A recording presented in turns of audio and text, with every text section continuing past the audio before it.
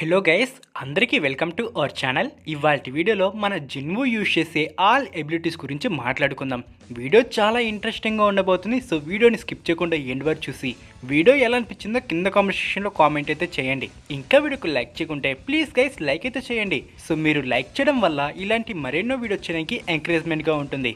అలాగే మన ఛానల్ని కొత్తగా వీడియో చేస్తుంటే సబ్స్క్రైబ్ చేసుకుని పక్కన బెల్ ఐకాన్ టైప్ చేసి ఆల్రెడీ యాక్టివేట్ అయితే చేసుకోండి. సో ఎటువంటి లేట్ చేయకుండా వీడియో అయితే స్టార్ట్ చేసేద్దాం guys. So let's get start the video.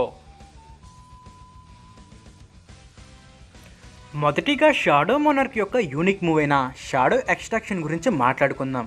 Shadow extraction ఎబిలిటీని use చేసి చనిపోయిన మానిస్టర్స్ లేదా హంటర్స్ యొక్క షాడోస్ని రివైవ్ చేయవచ్చు.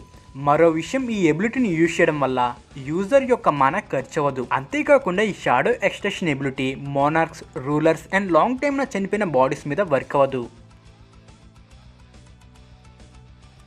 ఇది షాడో మోనార్క్ యొక్క టెలిపోర్టేషన్ స్కిల్ అని చెప్పవచ్చు. ఈ షాడో ఎక్స్చేంజ్ ఎబిలిటీ ఒక గేట్ లాగా వర్క్ అవడంతో తను మాత్రమే కాకుండా తనతో పాటు పీపుల్స్ కూడా టెలిపోర్ట్ చేసే సామర్థ్యం జిన్వుకు ఉంటుంది. అయితే స్టార్టింగ్ స్టేజ్లో జిన్వు ఈ ఎబిలిటీని యూజ్ చేయాలంటే తను వెళ్ళాలనుకున్న ప్లేస్లో షాడో సోల్జర్ ఉన్నట్లయితే మాత్రమే ఈ మూవ్ని జిన్వు యూజ్ చేయడం పాసిబుల్ అయ్యేది. అంతేకాకుండా ఈ మూవ్కి టైం లిమిట్ కూడా ఉంటుంది.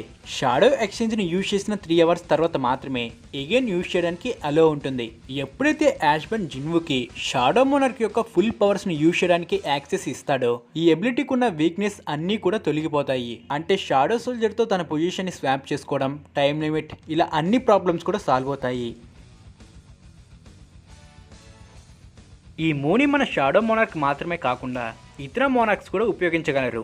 యూజర్ యొక్క పవర్ని బట్టి ఈ డొమైన్ ఎక్కువ డిస్టెన్స్ వరకు ఎక్స్పెండ్ అవ్వగలదు. ఈ డొమైన్ ని యూజ్ చేసి బ్యాటిల్ ఫీల్డ్ ని కంట్రోల్ చేయవచ్చు అండ్ పవర్ అప్లికేషన్ ని కూడా ఇంక్రీజ్ చేయవచ్చు. ఎగ్జాంపుల్ కి మన జిన్వు మోనార్క్ డొమైన్ ని యూజ్ చేసి షాడో సోల్జర్స్ యొక్క పవర్ ని 50% ఇంక్రీజ్ చేస్తాడు.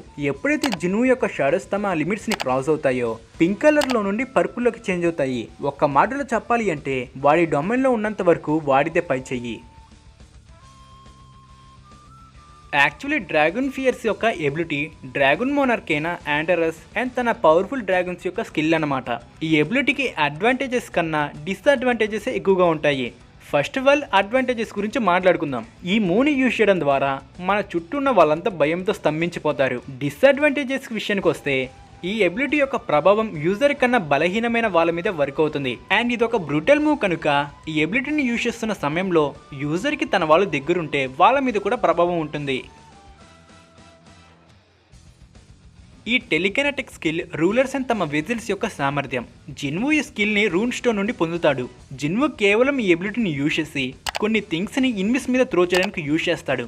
కానీ ఈ రూలర్స్ అథారిటీ యొక్క రియల్ పవర్ని నేషనల్ లెవెల్ హంటర్ అయిన థామస్ ఆండ్రూ ఉపయోగించేటప్పుడు మనం చూస్తాము.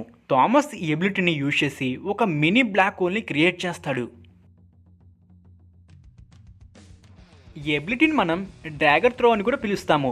డాగర్ రష్ యొక్క అటాక్ డ్యామేజ్ జిన్వు యొక్క లెవెల్ని బట్టి ఉంటుంది. జిన్వు లెవెల్ అప్ అయ్యే కొద్దీ డాగర్ రష్ యొక్క అటాక్ డ్యామేజ్ కూడా ఇంక్రీజ్ అవుతుంది. ఈ మూవ్ ఏ విధంగా వర్క్ అవుతుంది అంటే ఇన్విస్ మీద అన్ని వైపుల నుండి ఒక్కసారిగా కొన్ని డ్రాగర్స్ అటాక్ చేయడం మనం మాన్హాలో చూస్తాము.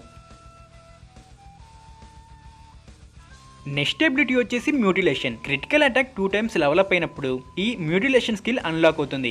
ఇది అసాసియన్స్ యొక్క స్పెషల్ మూవ్. మెయిన్ గా ఈ అటాక్ అపోనెంట్ యొక్క మెయిన్ బాడీ పార్ట్స్ ని టార్గెట్ చేసి అటాక్ చేస్తుంది.